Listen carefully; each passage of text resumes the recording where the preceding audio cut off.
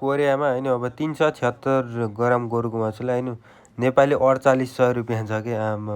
अरू सामानको कति छ हेरौँ है त। कोरियामा कमाइ त अब 2-3 लाख हुन्छ। अब कोरियामा खर्च चाहिँ कति हुन्छ त। अब कोरियाको मार्टमा सामानहरू चाहिँ कतिको सस्तो महँगो पाइन्छ हेरौँ है त आज। त्यसको लागि हामी जान्छौँ नजिकैमा भएको मार्टमा गएर हामी चाहिँ पहिला ट्रली लिएर अब जान्छौँ हामी सामान किन्नको लागि। पहिला चाहिँ हामी अब तरकारी भएको साइडतिर जान्छौँ।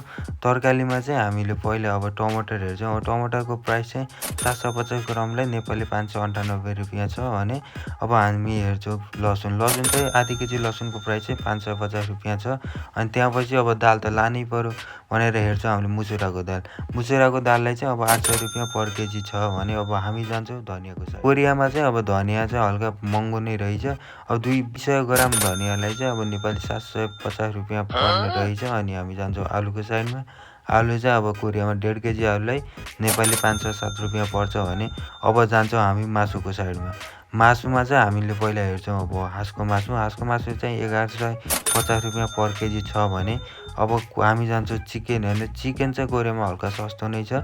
पर केजी चिकन चाहिँ अब 750 रुपियाँमा आउँछ भने अब हामी जान्छौँ कोरियाको सबैभन्दा महँगो मासु गोरुको मासु। यो चाहिँ हो गोरुको मासु। अब अधिकांश नेपालीले गोरुको मासु त खाइन्न तर भिडियोको लागि मात्र। अब 376 ग्राम गोरुको मासुलाई नेपाली 4800 रुपियाँ पर्छ भने अब हामी जान्छौँ फेभरेट रामेनतिर। अब पर पिस रामेनलाई चाहिँ कोरियामा 100 रुपियाँमा आउँछ भने अब कोरियामा अब ड्रिङ्किङहरू चाहिँ अब ड्रिङ्किङको प्राइस चाहिँ धेरै नै सस्तो नै छ नेपालको कम्पेरिजनमा। प्राइस चाहिँ तपाईँले आफै हेर्न सक्नुहुनेछ। अनि त्यहाँपछि चाहिँ अब हामी जान्छौँ कोरियाको सबैभन्दा प्रख्यात लोकल रक्सी छामिसु। यो चाहिँ अब कोरियाको सबभन्दा धेरै बिक्री हुने रक्सी पनि हो। अब यो चाहिँ अब 2 लिटर रक्सीलाई चाहिँ अब करिब 450 पर्छ। अनि यो चाहिँ हो 5 लिटरको रक्सी। अब यसलाई चाहिँ अब नेपाली प्राइस चाहिँ 1100 जति पर्न जान्छ। अनि अब हामी जान्छौँ फलफुलको साइडतिर।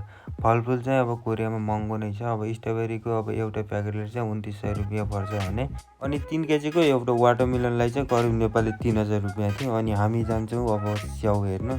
ओहो स्याउको प्राइस हेरेर त हामी चाहिँ एकैछिन दङ्गै पऱ्यौँ है। अब यी 3 पिस स्याउको प्राइस चाहिँ अब नेपाली 2850 रुपियाँ होइन। अब नेपाली भएपछि त अब चिया खानै पर्यो भनेर अब हामी जान्छौँ दुध किन्न। अब दुध चाहिँ 900 ml को दुधलाई चाहिँ 540 रुपियाँ नेपाली थियो।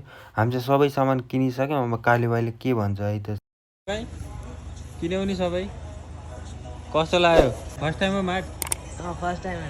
कोरियाको मूल्य र नेपालको मूल्यमा के फरक रहेछ? आसमान पातालको फरक रहेछ।